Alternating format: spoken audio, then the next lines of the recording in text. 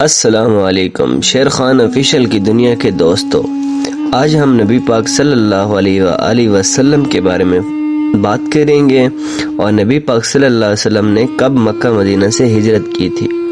رسول صلی اللہ علیہ وسلم نے 622 عیسوی میں مکہ سے مدینہ ہجرت کی، جسے ہجرت بھی کہا جاتا ہے۔ اس تقریب کے بارے میں کچھ اہم نکات بھی ہیں۔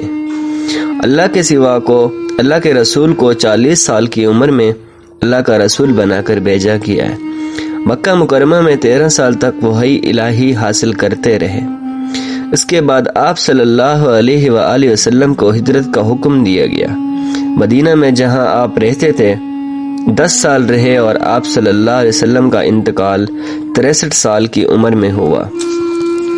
ہجرت اسلامی کیلنڈر کا آغاز ہے اور اسے اسلامی تاریخ کا ایک اہم واقعہ سمجھا جاتا ہے۔